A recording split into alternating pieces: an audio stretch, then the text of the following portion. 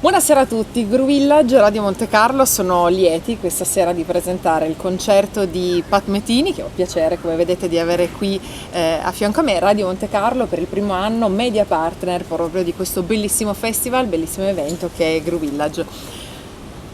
Hi Pat, how are you? I'm great, how are you? Oh, I'm fine Good, this moment good. and excited too. Great. I know you are a big friend with Radio Monte Carlo because we were the first radio in Italy to play your music, your songs many years ago with Nick the Night Flight. And if you look back at those years, what do you think about that young man?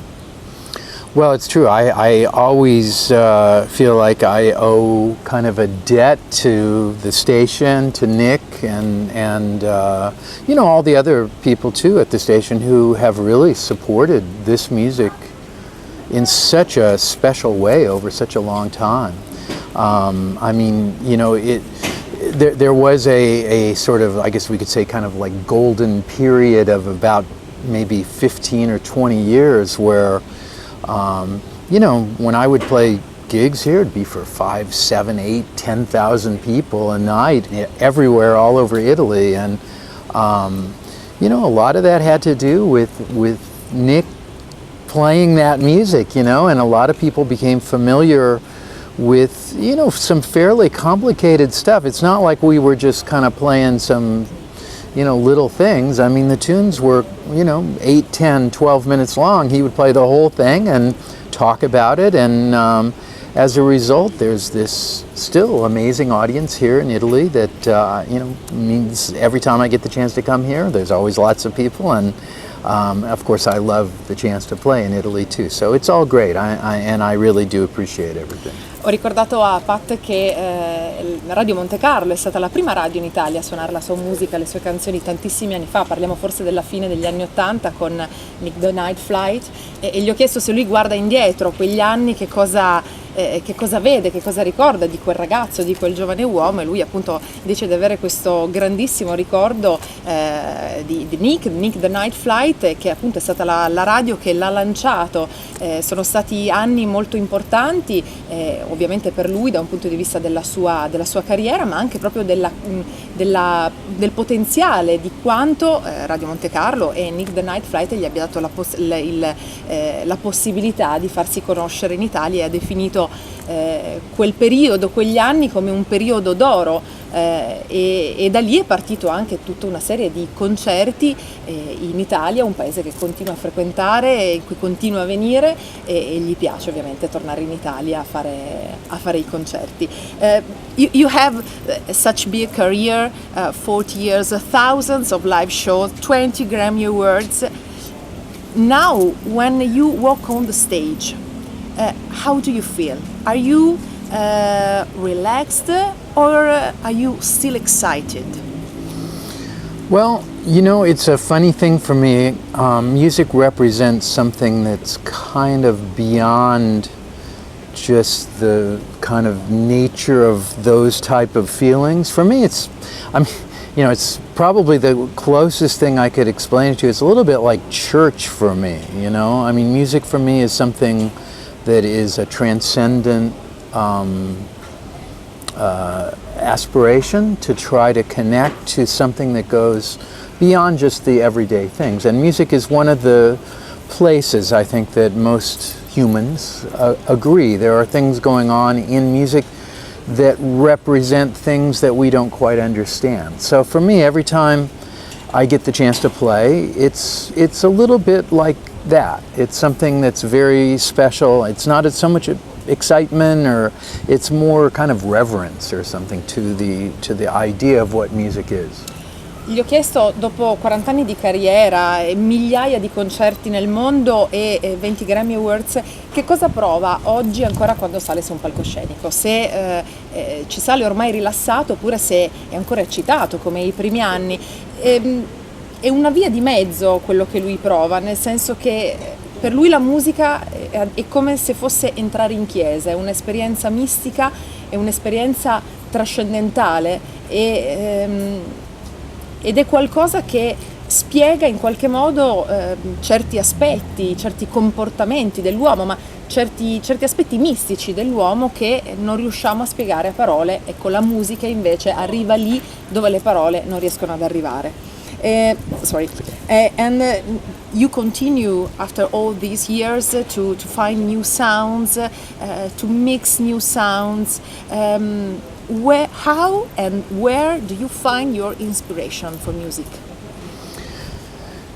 Well, I occasionally hear interviews with musicians or read an article about a musician who talks about going out of music to find inspiration that they bring into music. And actually, I kind of envy that. I sort of wish I could do that. For me, music itself is fundamentally inspiring. At the moment I hear this note and that note, that's all I need. It's like, that's infinity for me. There's unlimited possibilities right there. So I have never really experienced that, what you're talking about, of like, oh, I got to go get some inspiration, from someplace. To me, it's all kind of contained in the music. And each new level, I guess, that I felt like I've gotten to as a musician has, and this is a cliche thing, but it opens up 1,000 more doors and has 1,000 more ideas in that one idea, and this goes forever.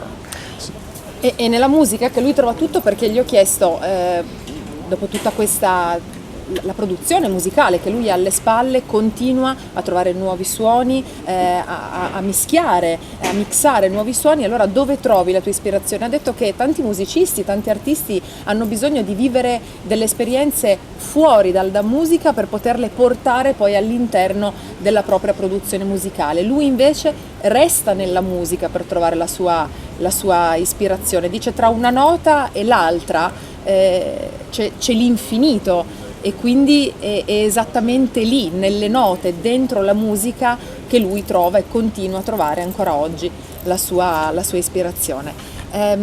You travel a lot around the world with your job, with your music and your concerts. Is there a place that when you go in that place you feel like home in the world? At this point, it's the whole thing, because I've spent so much time, as you said, traveling everywhere. I mean, I've probably spent as much time in Milan as I have anywhere else. It's like, the whole world kind of feels like home for me. And also that's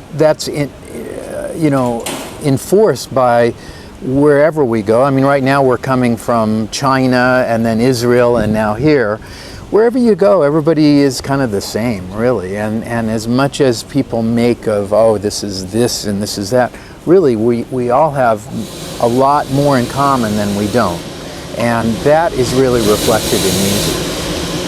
You have to feel at home everywhere you go with your jobs, I can imagine. Well, it's useful. It's useful to have that quality. Also, I came from a very small town in Missouri, was very quiet. I had 17 years of quiet. That's always there. And that's, maybe the core for me. And I can always go to that inside. I can, I've got a big reserve of that. So chaos can be going on and somehow I'm always pretty cool. Gli ho chiesto che insomma col lavoro che fa lui ovviamente gira il mondo, se c'è un posto in cui ogni volta che torna è come se si sentisse a casa sua, e dice che in realtà bisogna, un po' anche col lavoro che fa, per il lavoro che fa bisogna essere capaci di ambientarsi in tutti i posti in cui si viaggia, in cui ci si trova, e che sì, oggettivamente dice, una volta sono a Milano, adesso sono in Italia, arrivo dalla Cina, in ogni posto in cui vado in realtà mi sento a casa mia. Questa sera lo troveremo sul palcoscenico di GruVillage con Antonio Sanchez alla batteria, William Simcock al pianoforte, Linda O invece al contrabbasso. Pat, thank you very much for being with us. We are waiting for you soon in Turin because this is an amazing town. If you have some time to visit it. I would love to, and I've had the chance to visit here before a few times and I always have enjoyed it. Ok, anche visitato Torino, che è una città bellissima, quindi ho avuto occasione di vederla. Enjoy your concert, your live. Thank you very much. Thank you very much. I appreciate it. Bye. Bye.